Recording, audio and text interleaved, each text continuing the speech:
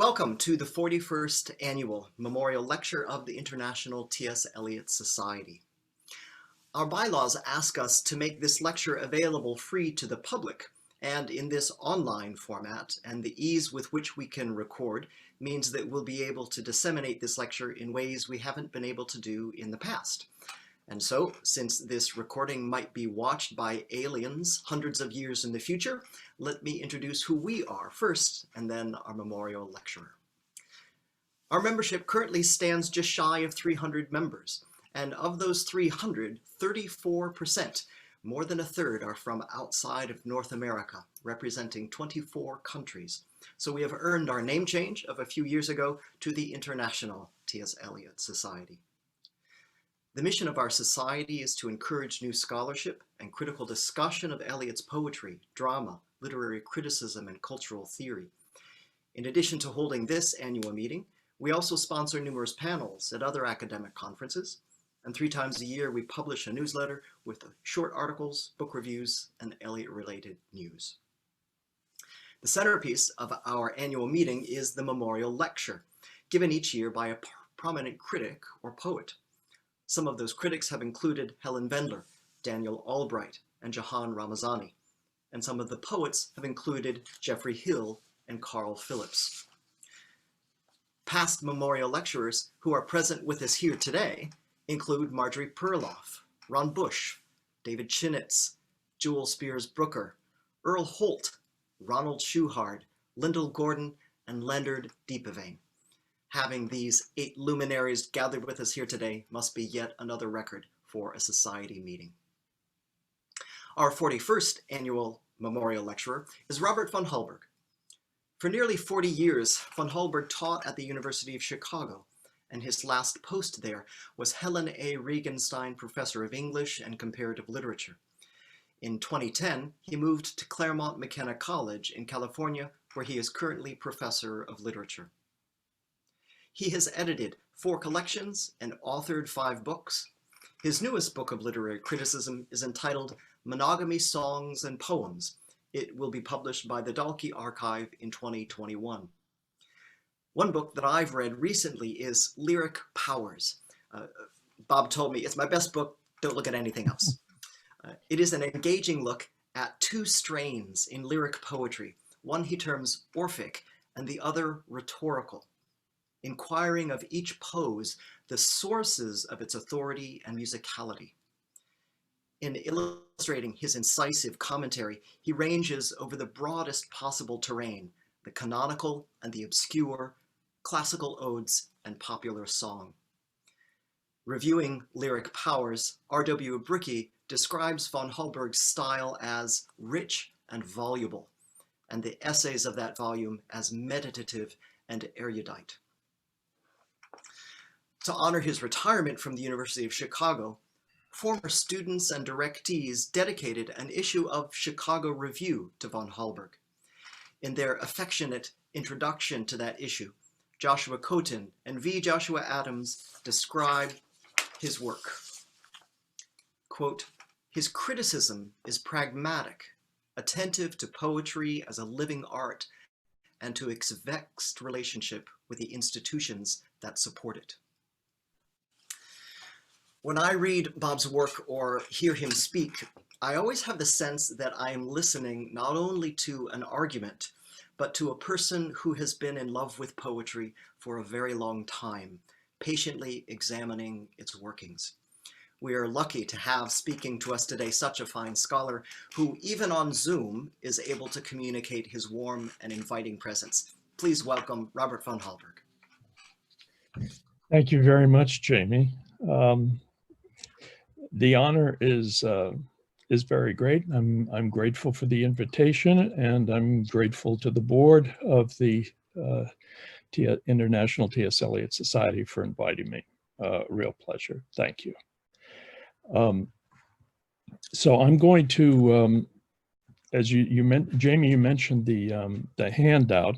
So I'm going to presume that this audience knows the poems at least as well as I do. And I'm not going to read long swatches from the poems, though I will have them in mind in passages. I'll try to indicate where I'm quoting from in case you want to look more closely. I say this because I'm thinking how to cut down the time now of what I've written and get it in 40 minutes. So here goes. So everyone remembers Eliot's remark about the wasteland being a personal grouse against life, rather than a criticism of the contemporary world, as he puts it. The poem, on this view, had general significance thrust upon it. In 4 quartets, he invented a style to manage large claims about his contemporary world and life itself. His recovery of general address in this series of poems is its meaning for poetry in English. I'm focusing on his prosaic late style and on 3 motives for it. The first 2 are not hard to infer from the poem. The third is admittedly more conjectural. In 2 passages of East Coker, it becomes clear that Eliot wanted to acquire greater directness. Figuration and versification, those are the 2 issues that I said are not hard to infer from the poem. Figuration and versification, he suggests, stood in his way. And I'll get down to details of this later. The third motive, the one that I'm speaking of as conjectural, was to affirm the authority of contemporary intellectuals, and I'll try to persuade you of that. East Coker begins with 13 discursive lines, as you'll recall. In my beginning is my end. In succession, houses rise and fall, crumble, are extended, are removed, destroyed, restored, or in their place is an open field or factory or a bypass, and so on. Over time, I would quote down to line 13. And its last section, the last section of East Coker, section 5, begins with 18 discursive lines, which are very famous. So here I am in the middle way, having had 20 years largely wasted, the years of l'entre-deux-guerres, trying to learn to use words, and every attempt is a wholly new start, and so on. The lines from the second passage, that is from section 5, are more reflective than those that begin the poem. The syntax of the opening section balances phrases and clauses against one another with an effect of finality. The sentences that begin section 5 are all right branching, as if tracking the speaker's developing thought. They should seem earnest, not calculated, nor even polished. Once the main clause is settled, 9 elaborating phrases and clauses follow.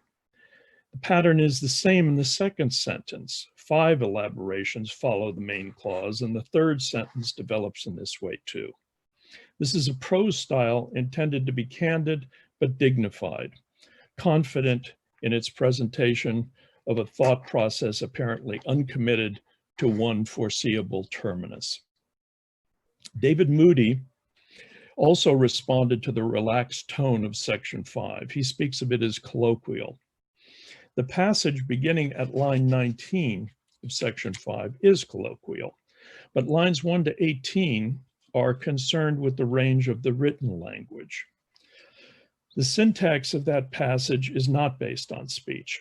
Discursiveness in 4 quartets is not one settled manner of expression, though I'll use that term repeatedly. It modulates toward lyric praise, narrative, and prayer. But throughout the series, readers return to a prosaic manner of making sense, as if to a norm. One recognizes familiar protocols of responsible expression that circulate without controversy among intellectuals. That may facilitate a warm response to Eliot's discursiveness. I admit that it does so for me. Prose diction and syntax indicate an affiliation of this style to firmly established procedures and institutions of inquiry and analysis, such as this very gathering. Let me draw your attention to some careful critical responses to four quartets. Critics immediately saw one way in which Eliot departed from his earlier styles in East Coker. This new poem was insistently discursive, and most critics bristled at this style. The TLS gave East Coker a cutting notice when it appeared in 1940. Quote, "Mr. Eliot's aim seems to be to purify poetry of all that is poetry," end quote. He breaks up, quote, "splendid incantations with passages of the prosiest of prose," end quote. Critics had difficulty accepting that Eliot meant the discursive passages to be understood plainly. In 1936, responding to Burnt Norton, D.W. Harding wrote in Scrutiny, quote, "Abstract concepts already available are being used for an individual purpose, it is true, but tending toward generalization away from, rather than through, particulars of experience." Harding much later made the same point in response to Little Gidding when it appeared. In most of, quote, "in most of Mr. Eliot's poems, the intellectual materials are used emotionally. In much of this poem, they are used intellectually, in literal statement, which is to be understood literally," end quote. Poetry is understood as restrictively particular, not general, deriving from experience rather than thought. Harding's review of Little Gidding drew a response in Scrutiny from R.N. Higginbottom, who disapproved of Eliot's frank intellectual advocacy. That seemed to Higginbottom not to belong to poetry. Quote, "The straining after effect causes an occasional portentousness, as though Mr. Eliot were promulgating rather than writing verse," end quote. General public statements seemed to Higginbottom overdone and simply inappropriate to poetry. F.R. Leavis helpfully introduced his own sense of the overall form of the poem or series, four quartets, and its capaciousness, but he too insisted on a distinction between intellect and experience. I'm going to spare you a long quotation from Leavis. "One prominent pleasure of four quartets is its mobility." This is me, not Leavis. "The many shifts from one style to another between sections of each of the four poems and between very different passages within those sections too. Eliot sustains his series by moving conspicuously from one manner of writing to another, but sustaining each manner sufficiently to assure readers of awareness of the diverse building blocks of each section." Bernard Bergonzi, as late as 1972, expressed exasperation at the discontinuities of the series. Quote, "Sections of four quartets contain some of his finest and most moving poetry. Other sections, however, include some of the flattest and least interesting verse that he ever published. And the whole work seems to me to be somewhat less than the sum of its parts. Four Quartets is presented as a unified poem, but is constantly tending to fall apart into 20 separate sections of very unequal poetic merit," end quote. This is overall a quilted long poem, answering clearly to Samuel Johnson's claim that, quote, "all pleasure consists in variety." The difficulties of the scrutiny critics have endured. 60 years after the publication of East Coker, it remains difficult to reconcile Eliot's prosaic idioms with terms that facilitate the appreciation of poetry. Jed Esty, in an excellent recent book on English modernism, struggled with the barbative abstraction of Eliot's late manner. And here's a quotation from Jed. The stylistic asceticism of four quartets can seem forbidding. The oscillation between paraphrastic and discursive language in four quartets bespeaks a newly skeptical attitude toward poetry itself. Just as East Coker begins to gather symbolic momentum, Eliot switches over to prosaic lines that deflate the incantatory power of the more formal passages. SD2 feels that four quartets wobbles on the border between poetry and not poetry. That in itself is a good reason to consider these complaints carefully, because they mean to tell us something about poetry in general. Customary distinctions between thought and experience, abstract and concrete, general and particular, literal and symbolic, intellectual and emotional, public and private, have stood in the way of the reception of four quartets. This is to say that some of the blindness to Eliot's late achievement means that we wish to adhere to lyric romantic conceptions of the art and do not wish to recover the validity of general address from Enlightenment aesthetics. 20 years ago, Dennis Donahue argued that critics had not yet adequately assessed Burnt Norton because in the 50 years since the publication of the poem, no critical method has arisen that proposes to show the poetic character and potentiality of discourse. It is still an effort to take the harm out of the word discursive, as reviews of John Ashbery's poems sufficiently indicate. End quote.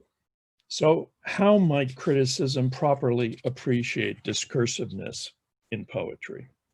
Robert Pinsky famously defined discursiveness in regard to his own contemporaries. Their poems, he said, set out to make known the movements of a mind. How a poet gets from one clause to another is something readers seek to recover and repeat. Could anything revealed by layers of signification, that is symbolism, take one nearer the heart of a poem?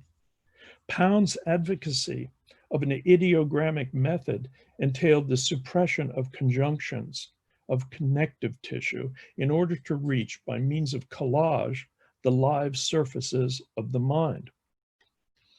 He's very close to Pinsky in that regard.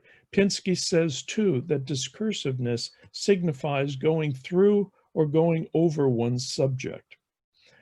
I'm quoting Pinsky now. Whether digressively or directly, at a walk or at a run, the notion is on the ground and by foot, putting its weight part by part onto the terrain to be covered. Such a method tends to be inclusive. It tends to be the opposite of intuitive. It even tends to be earnest, end quote. Donahue indicates that figures might be nudged away from the center of critical practice, and that might well, and I think that that might well be accomplished at this late date by our contemporaries. Certainly, many critics recognize that the interpretation of symbolic language has been exhausted. One would want to put pressure on the analysis less of lines than of sentences, their lengths, structures, and rhythms. One would want as well to return to Pinsky's analysis of the discursiveness of his contemporaries, Frank Bedard and James McMichael, all of whom were toddlers when East Coker appeared in 1940. If one took heed of Ashbery's discursiveness, as Donahue urges, one would recognize the resources of tone, even in poems that appear flat. John Cady is another poet whose poems might be particularly esteemed by critics attuned to the value of discursiveness. Eliot begins East Coker with the assertion that his life has come full circle, that in his maturity he can occupy the point from which his ancestors departed in the 17th century for the American colonies. In this sense, it is a poem about family. He says this so abstractly, however, that one only infers personal references. And this first section of East Coker is eloquent about a scene in which he could not possibly participate. The opening sentence is metrically regular, obedient iambic tetrameter, speaking of the sentence, not the line, yet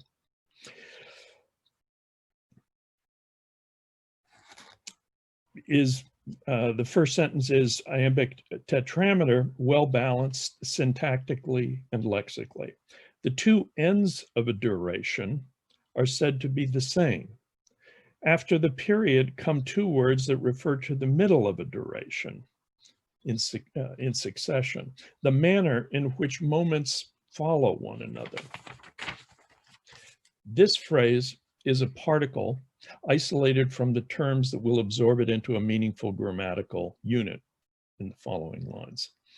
And these four syllables at the end of line 1 complete a blank verse line with two extrametrical syllables, unstressed, 1-4 and 1-F, the first and fourth of these syllables. Metrically and grammatically, this is an asymmetrical line. However, the patter of these 12 syllables recurs through this great opening strophe. His statements tend to open up as they proceed. They first seem orderly and concise and then stretch out, a common feature of intellectual prose. Phrases and clauses need to be added on as one's thinking progresses. Progress is toward not closure, but expansion, exploration. The poet and his readers are explicitly said to observe a pastoral concord. If you do not come too close, if you do not come too close, on a summer midnight, you can hear the music. A pastoral concord, which is entirely displaced from this particular literary scene, a fairy-like vision. That life is not to be had. The poet expresses no interest in a dance partner. Like an anthropologist, he examines shards of dwellings and old books. When the word houses appears in the second line, one thinks of dynasties, but the sentence moves on to an unlovely contemporary landscape.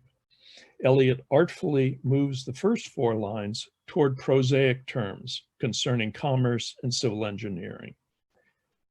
Line 7 is particularly remarkable, though, because its terms proceed toward a final low-down term, feces, which insists on, in line 10, I think it's in line 10, as I recall, which insists on unceremonious carnality behind the obviously shapely biblical locutions of lines 5 to 10. The word generation echoes Genesis, but refers here to human reproduction, to the coupling of men and women in lines 28 to 45.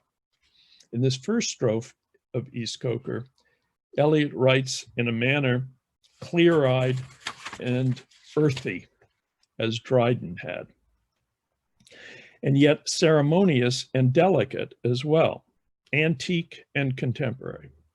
The words arras and bypass do not exactly rhyme, but they echo one another across centuries of very different usage. In lines 28 to 33, Eliot indulges in antique orthography and conspicuously Latinate terms. I will read these lines. The association of man and woman in dancing, signifying matrimony, a dignified and commodious sacrament. Two and two, necessary conjunction, holding each other by the hand or arm, which betokeneth concord. These departures from the vernacular and contemporary diction of lines 14 to 27 lighten the tone that evolves through to line 46. Association, commodious, conjunction are semantically related to one another. They refer to an easy fit of one person to another. By their distance from the terms around these words, they are related as well to two master terms, succession and generation. The evolution of tone that I have in mind, excuse me, is from gentle irony toward the idiom of lines 28 to 33 to a genial and relaxed tone toward an attitude toward the activities described in lines 34 to 46.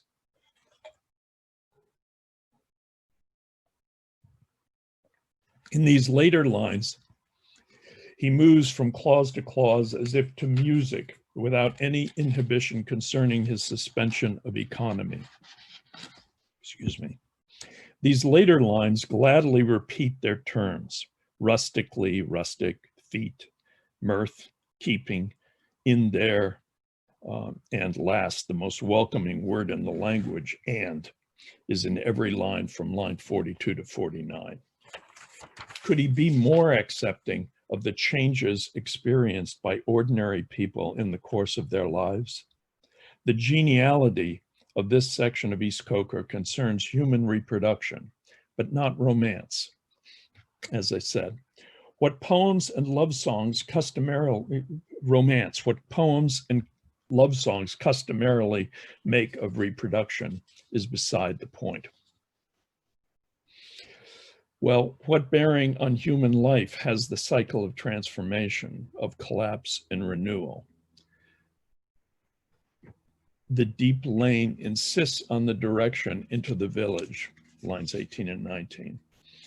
He imagines how people gathered collectively in the 16th century while working the land, lines 23 to 46.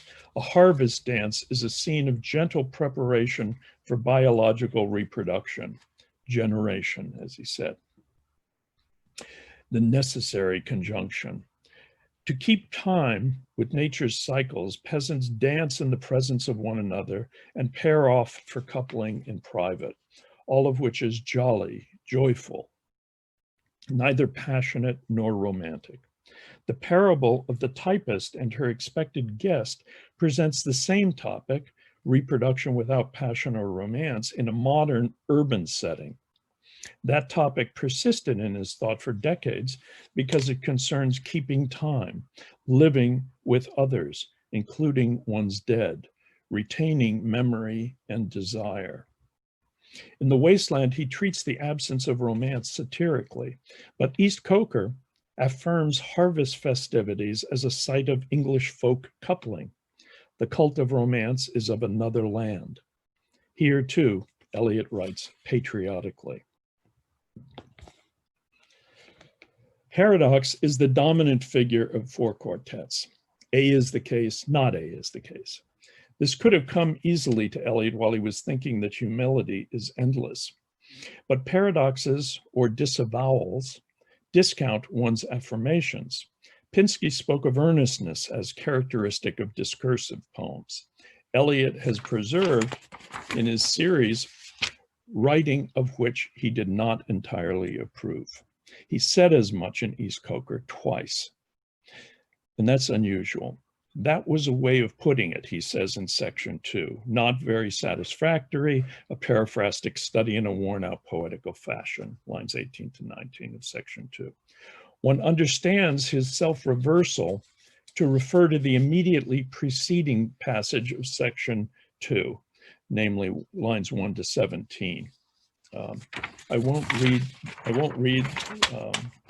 those lines, though I'm going to refer to some details, superficial details about it. One notices that the array of syntax against line throughout section 1 is abandoned in this opening passage of section 2.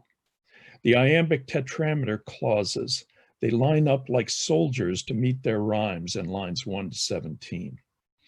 That is a sign that his heart was not in those lines, because his most eloquent passages feature a counterpoint of phrasal and clausal structures against line endings. However, thematically, the passage in question follows directly from the topic of keeping time with the seasons in section 1. His descent from lines 1 to 17 may refer generally to his estrangement from, quote, the disturbance of the spring. On this view, the destructive fire that he speaks of, considered cosmically in lines 8 to 17, is the erotic urge that drives generation. And Eliot's way of putting it is highly figurative or paraphrastic rather than plain. For all his effort to rehabilitate discursive writing, he feels the distracting allure of figuration and versification, both techniques of indirection. The rhymes show Eliot's playfulness. One couplet presents thematic rather than sonic contraries. In the rhyme, where you're expecting a rhyme, you get two terms that are related to one another, not sonically, but thematically, high and down. In lines 11 and 12, when you put those two words, the rhyme words together, you get a new word, sundown. Lines 13 and 14 make a command with a homonym, fly, planes, as do the following three lines, bring fire rains, a Pentecostal summons worthy of little gidding. So you see what I'm doing here is saying that he tinkers with the rhymes, plays around with them. That's an art of indirection. He's absorbed in something other than direct statement. And I think that's what he wished to get away from. One reason why he turns against it. Discursiveness is just one prominent element in Eliot's late manner, though his arrangement of such passages in the series indicates his awareness that his prosaic style was his most consequential stylistic innovation. The second disavowal is eloquently expressed in lines 1 to 18 of section 5, which follow the allegorical section 4. Again, the struggle is between the veils of figures and the plainness of a discursive manner. Let's look at section 4.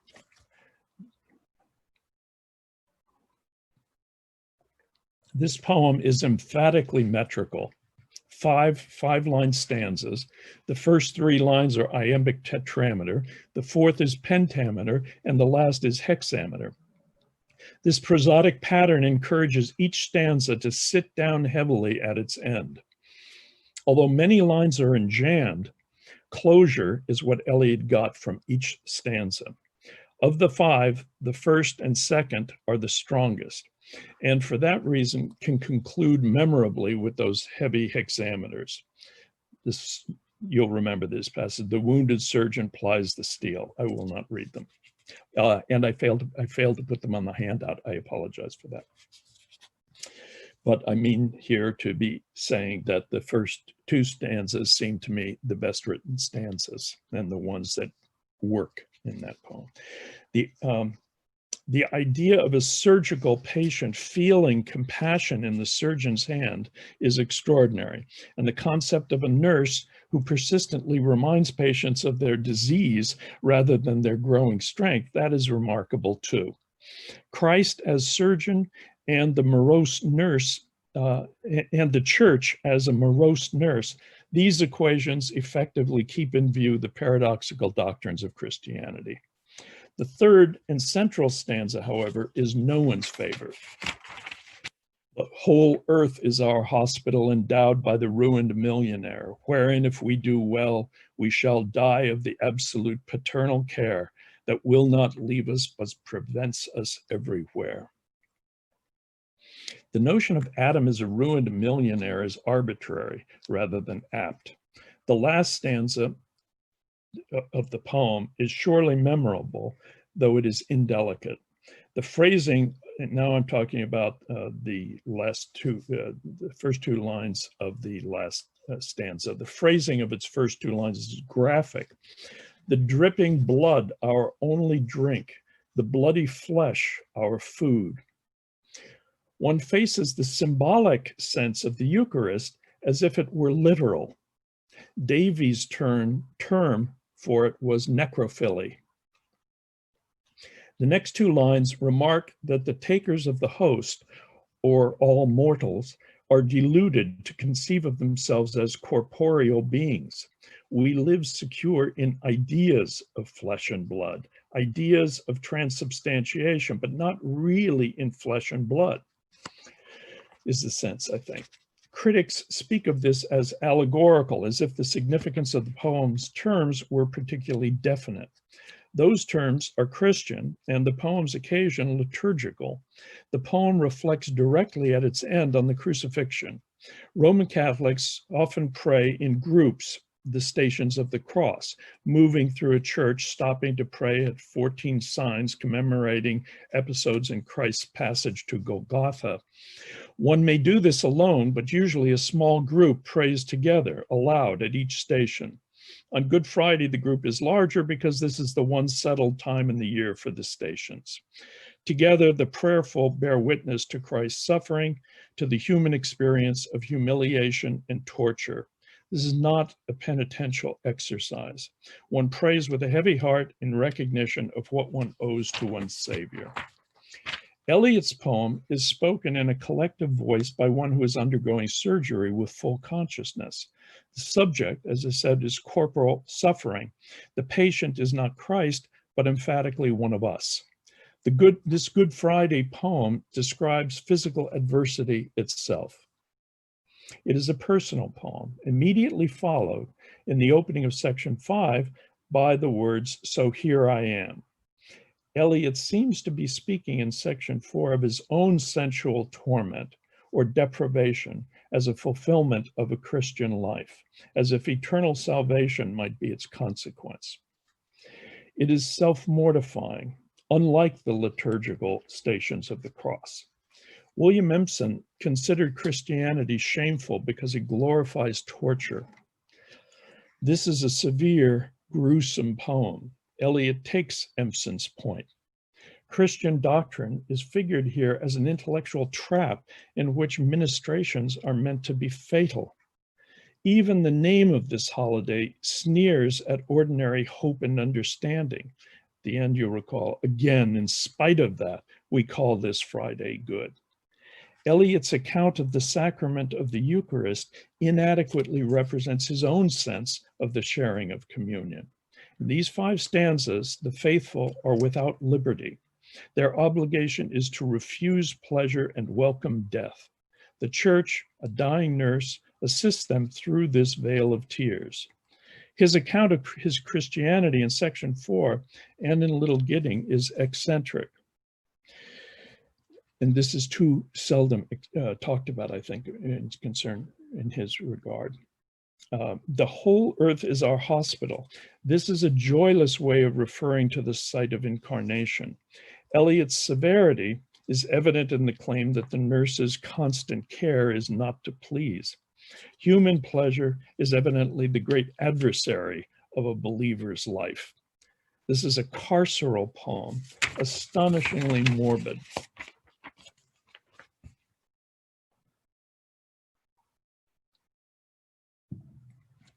I will close by discussing discursiveness in a time of war.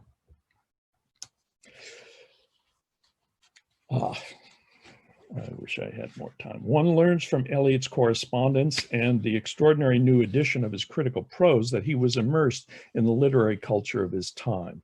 The editing of the Criterion from 1922 to 1938 required that of him. But the letters reveal an eagerness to share time with any writers, young as well as established, often over lunch. The Criterion, under his direction, Stefan Collini says, moved away from being a classic literary little magazine in the early 1920s towards an altogether more general periodical, coming to be designated by the noun, the intellectual. One learned from Roger Kohecki decades ago that Eliot had been an earnest participant in non-literary intellectual activities from 1938 to 1944. All the moots discussions bore in one way or another, Collini writes, on the issue of cultural leadership in a modern society, and hence indirectly on the question of intellectuals.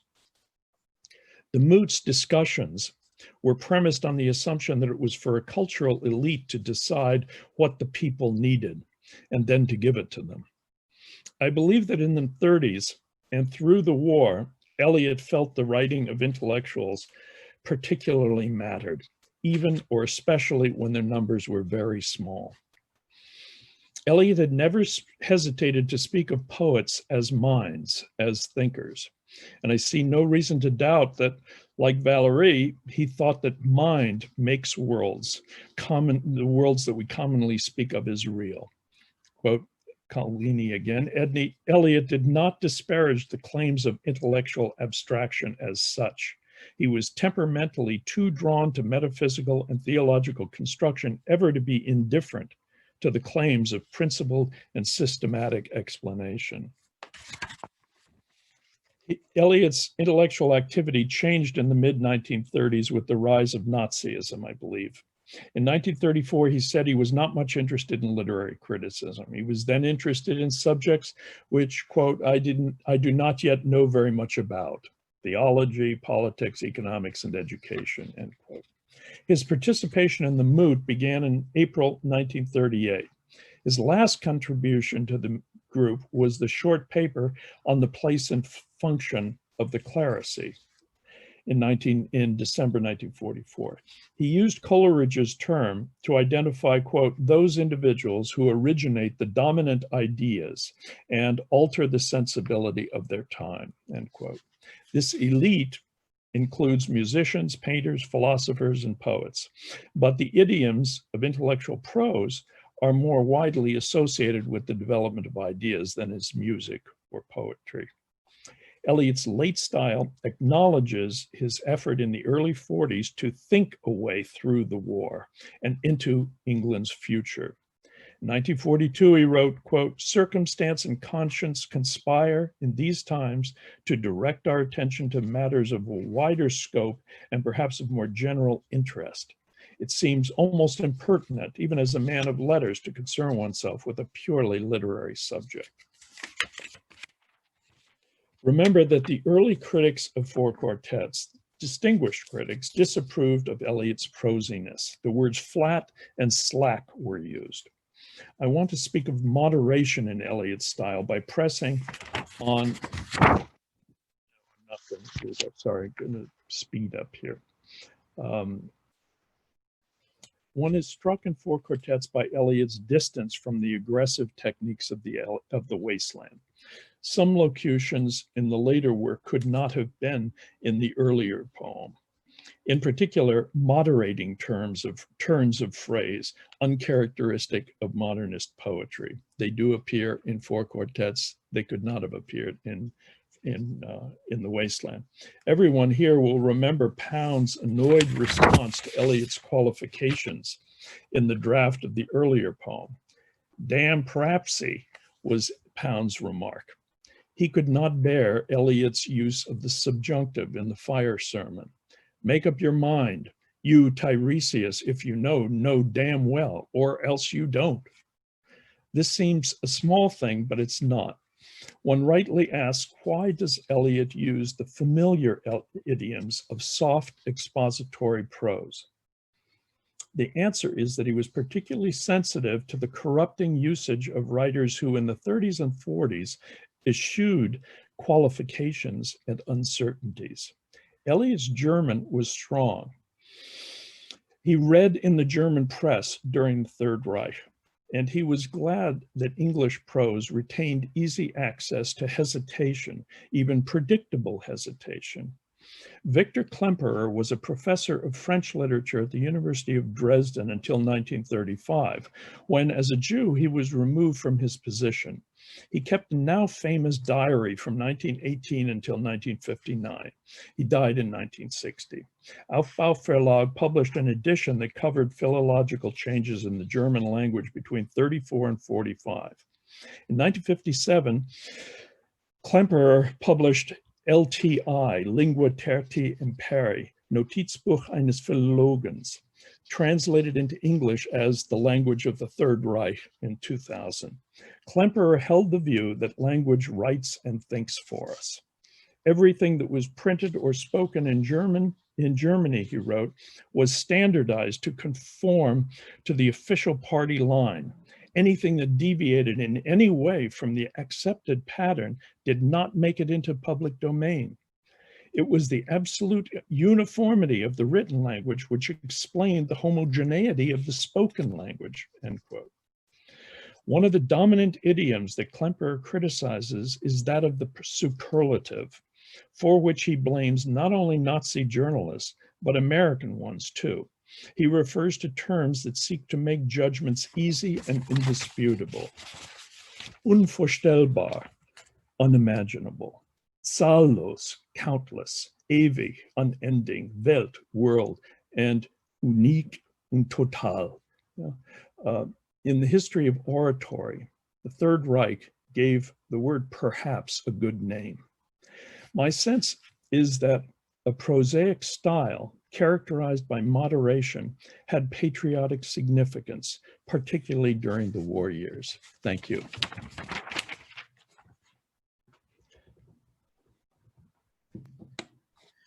Thank you, Robert, for that excellent, rich talk.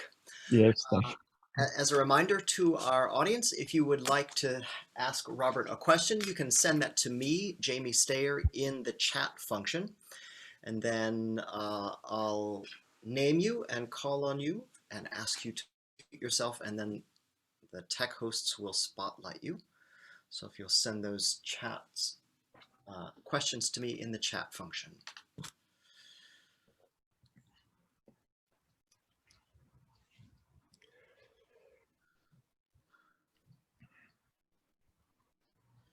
You've stunned them into silence, Robert. I can imagine I heard myself reading quickly, so kind of bombarding. So send one. Am I not sending it right?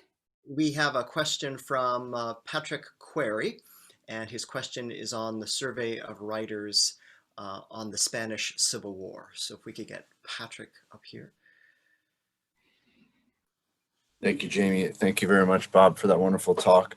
So yeah, the language of your paper, especially there at the end, put me in mind of that survey that was circulated to writers in Britain and Ireland called Writers Take Sides on the Spanish Civil War, in which it dictated that it was impossible not to take a side and that writers had to be absolute in their stance on the Spanish Civil War.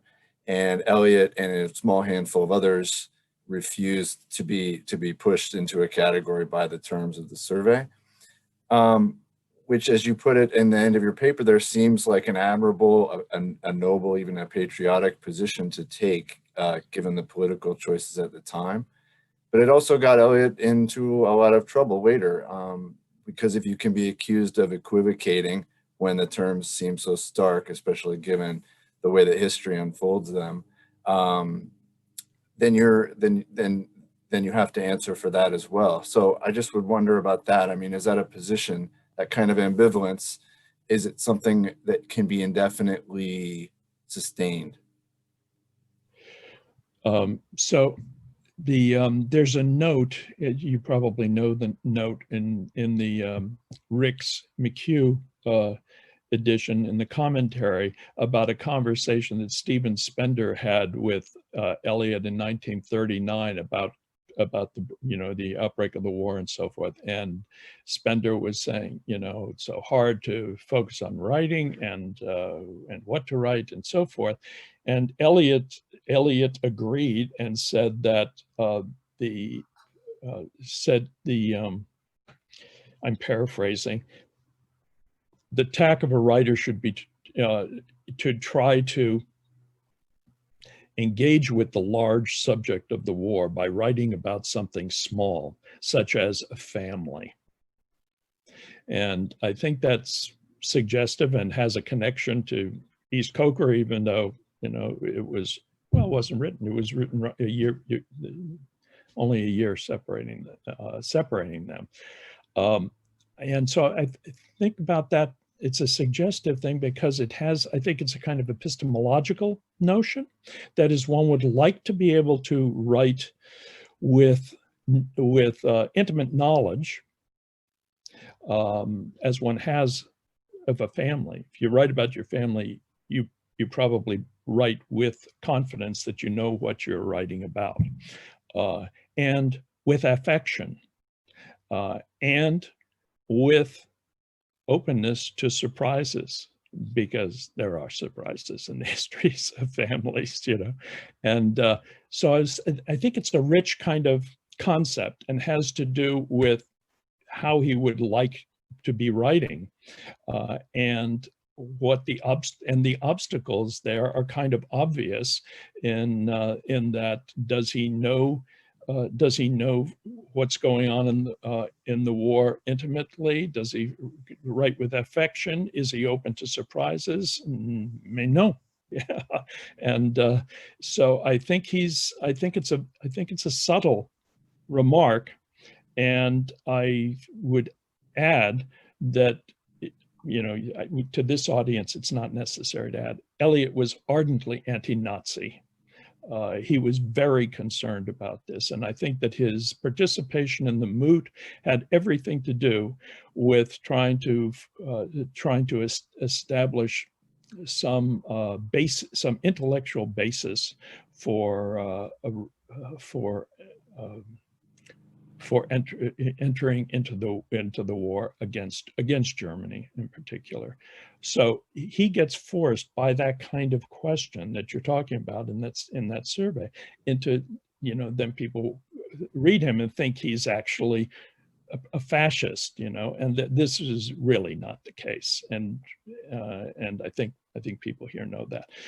So it's misleading, and that misinterpretation of it is exactly the bullying of that kind of topic that makes it so hazardous for writers who should be thinking freely in order to deal freshly with the topic.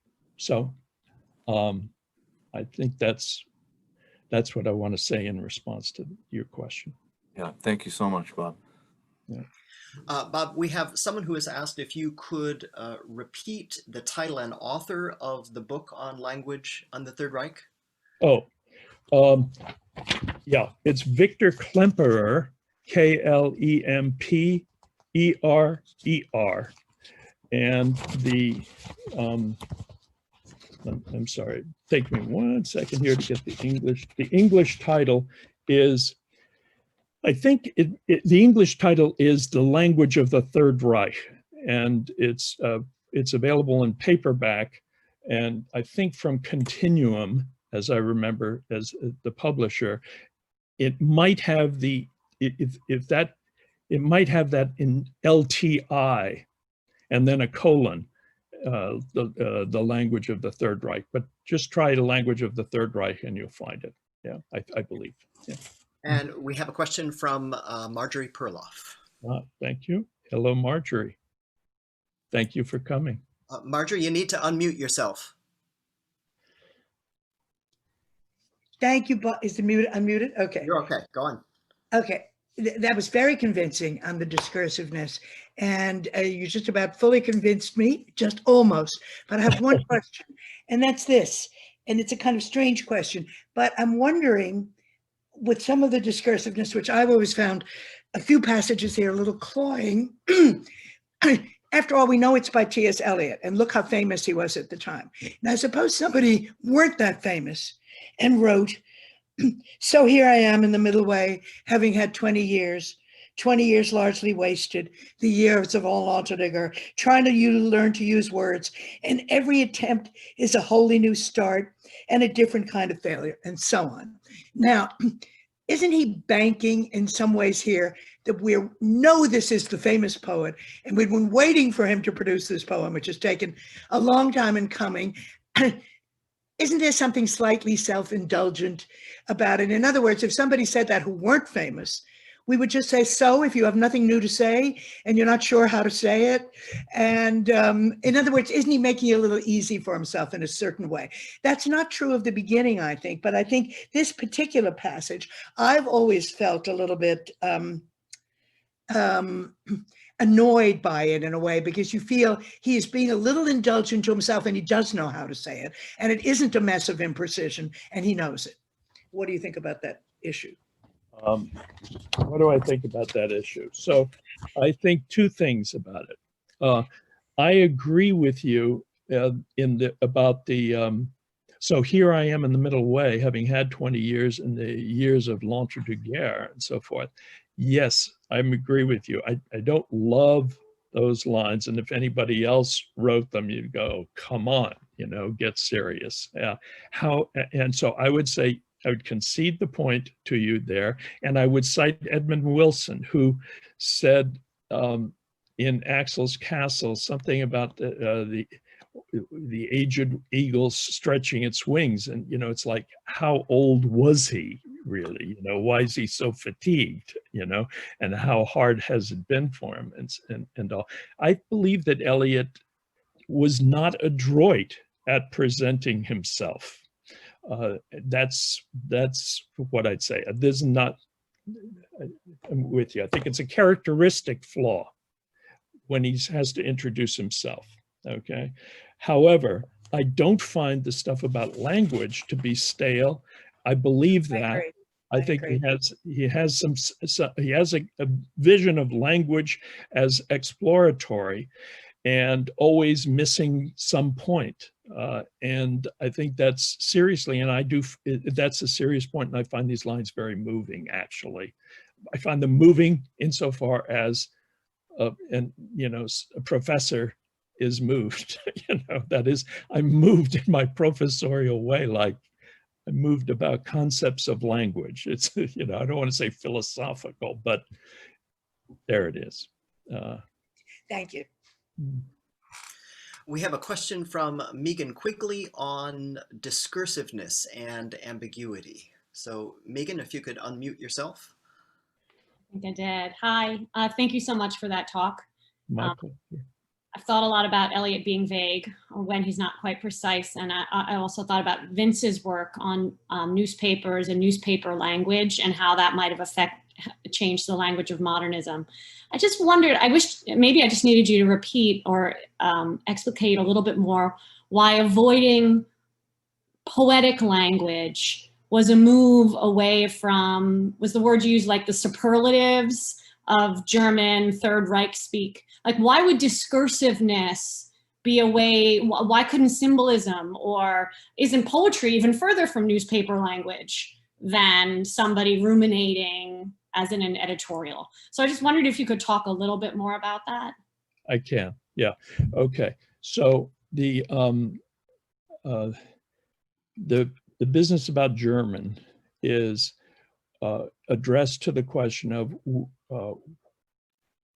within expository prose, what is an attractive style and what is a patriotic style? What are the national characteristics of expression that he wishes to affiliate with in writing expository prose?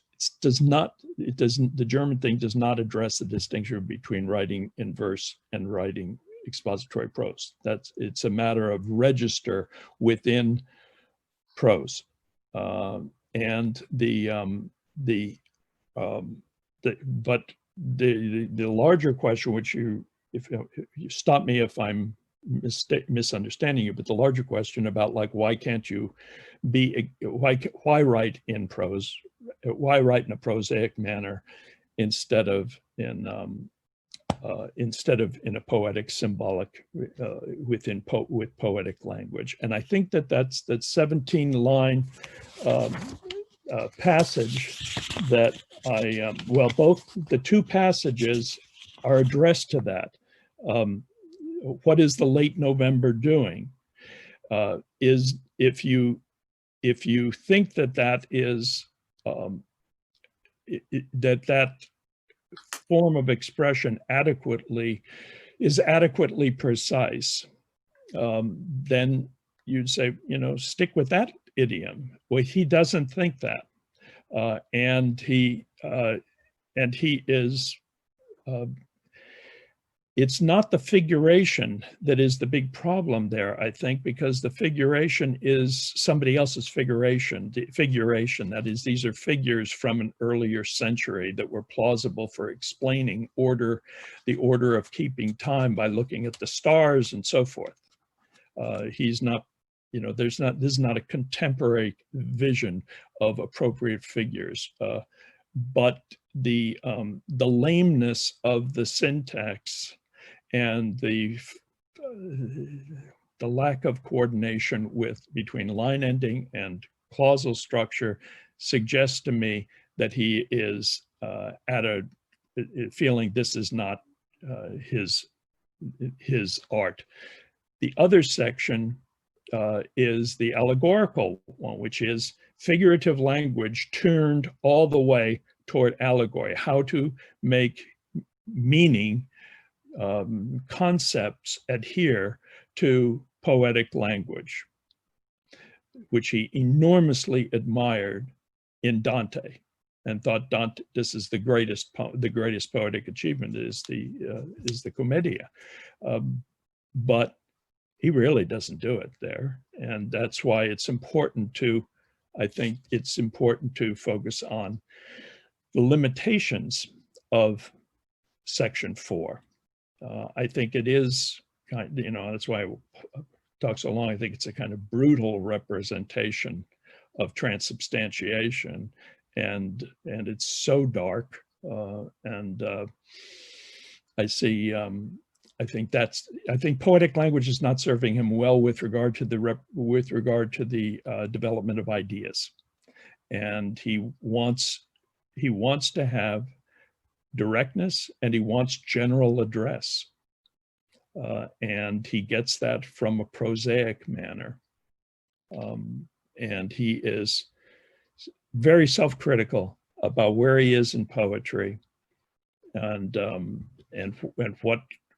what he can do in poetry with regard to the events of the rise of fascism and the war. I believe. Is that clear? I think I'm getting vague at the end. That's a lot. Thank you. Yeah. We now have a question from Leanne Durdane down in Texas. Hello, Leanne. Leanne, you're muted. Yes, I am. When you're used to being the professor on these, you're always muted and you don't know it. So Bob, I remember having a discussion with you a couple of years ago that you were saying both in your teaching and in your own writing, you're starting to focus on simplification and plainness. And this seems to sync to me with what you're pursuing in this focus, looking at East Coker. And I wondered if you would elaborate on that a little. Yeah. Yeah, so for a while I've been writing about popular songs, and these are love poems, which are based on not stereotypes, but commonplaces. And so a love poem, I love you, and I will first thing, I will love you for always, and I feel no desire for anybody else. It's just you. So those are the poems and songs I've been writing about, and so I've had to understand what the appeals are of songs and poems that are very simple, the appeals that reach people who don't think of themselves as simple and don't actually avow simple notions of desire, except in song. So, yeah, that's sort of where I've been coming from, and trying to write a kind of prose that might actually be read by people who care about songs and so forth. We have a follow-up question also on poetic language from Katerina Stergiopoulou. Hi, Catherine. Katerina, you need to unmute yourself. Well, there's a little, well, we'll see if she can get back to us. Let's move on instead to David Chinitz, who has a question on the poet's responsibility to language, and we'll get back to you, Katerina.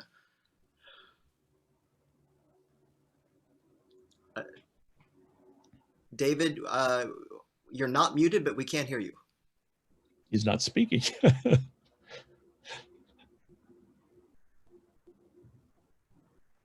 Can you hear me now? Yes. Yeah. All right. Sorry about that. Thank you for that wonderful talk. I was thinking about Eliot's 1940s essays as you gave us, particularly the end of your talk, because they're most famously in the social function of poetry, but not only in that essay, he keeps coming back to the theme of the poet's responsibility to language. So I wondered, do you see a relation between that point in Eliot's prose and the last point you made in your talk about Eliot's socially responsible language in East Coker? And if that's right, doesn't that suggest that Eliot's discursiveness was even a conscious effort to write a responsible wartime poetry? I think it is a conscious effort, and I'm actually I am a kind of believer in what he says about purifying the dialect of the tribe, referring to Mallarmé and so forth. You're speaking of that, are you? That concept, David? Am I right? Well, that's how he expresses it in the right in four quartets. In his prose, he says repeatedly that the poet's first responsibility is not to any position, but to in particular, but to the language. Yes. Right. Yes. Okay. So I'm what I mean to be saying here is I'm moved by this expression, by this concept, and I'm moved to believe it also in Pound's formulation. Pound goes further in saying that without clear terms, a court cannot issue clear judgments. We need to have clear language clarity throughout the language in order to have social order, kind of Confucian notion, right?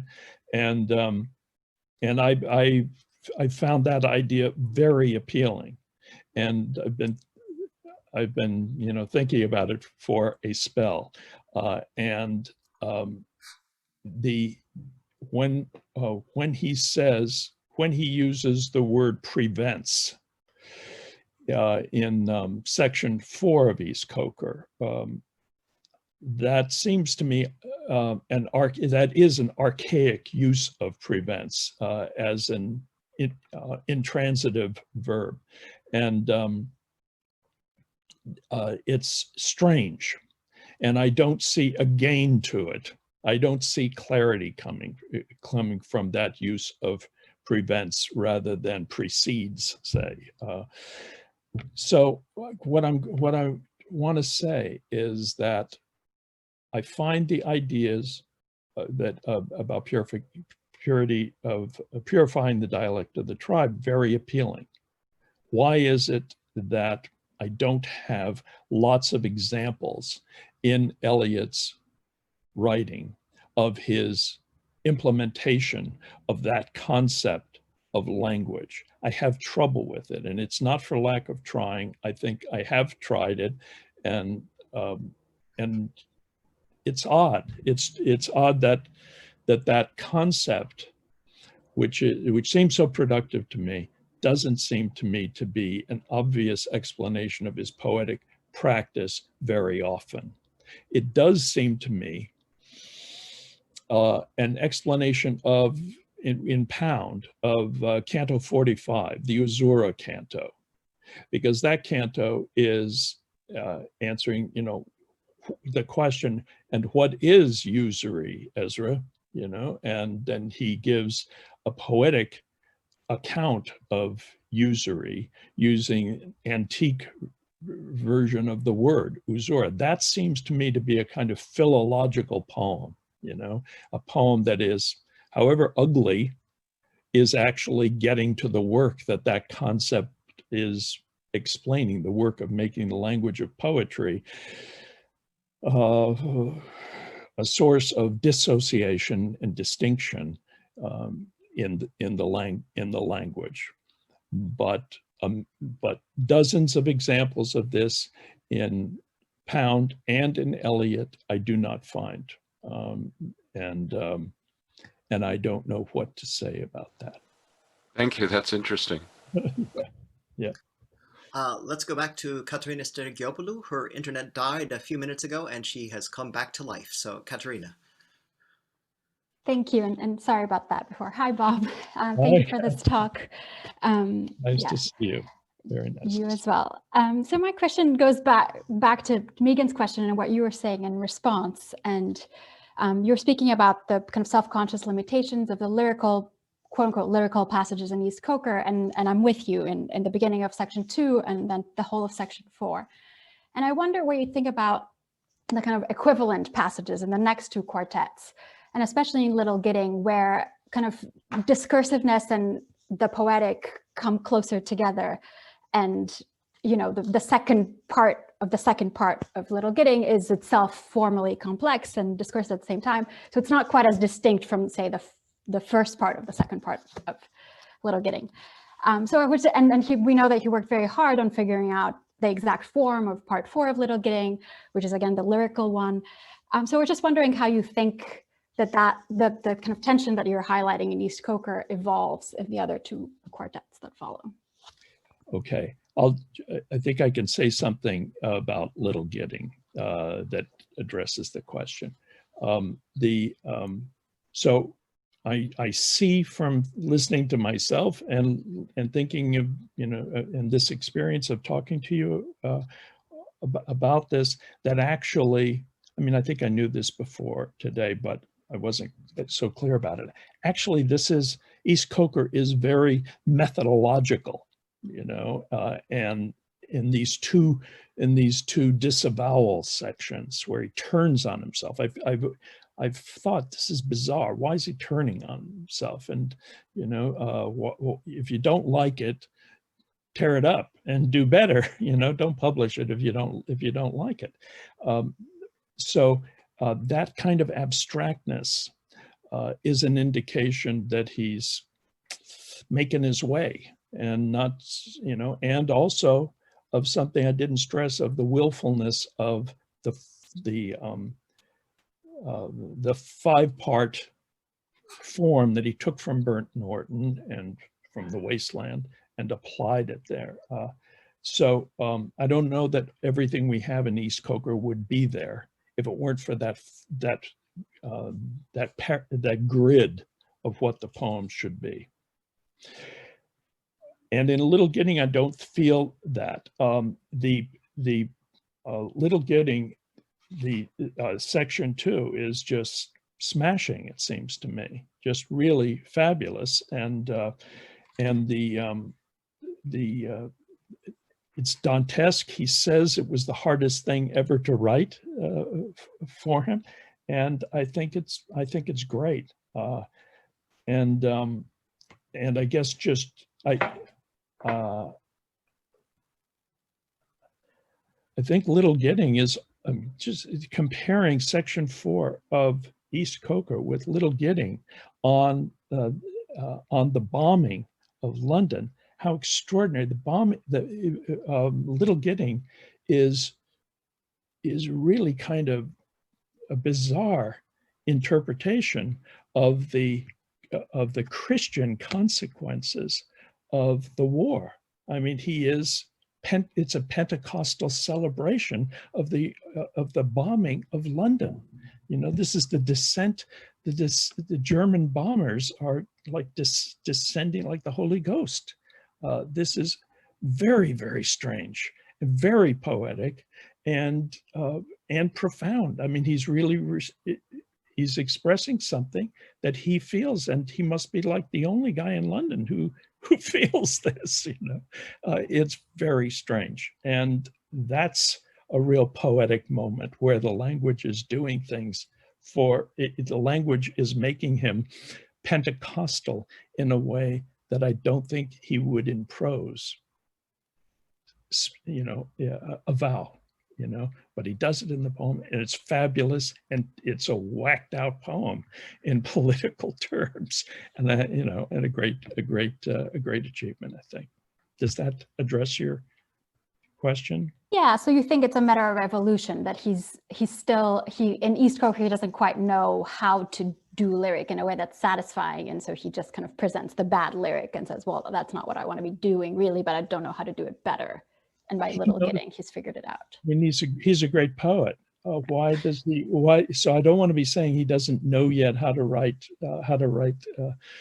lyric celebrations, but it is really strange that he thought well enough of these passages. Now, I know the second section, the lines 1 to 17, I'm isolating the syntax and so forth, and that seems that must have been kind of deliberate withholding, because he's so artful in moving syntax across lines elsewhere in the poem. Why does he do this thing 17 times? Uno, dos, tres, cuatro, cinco. You know, it's really, really tiresome. It's like deliberately bad writing, I think. Bad in the sense of this is not where he's found power in the language elsewhere on other pages of the same poem. There's some bad faith is what I'm saying about that section, and about and much, and let's make the point more strongly with regard to section 4.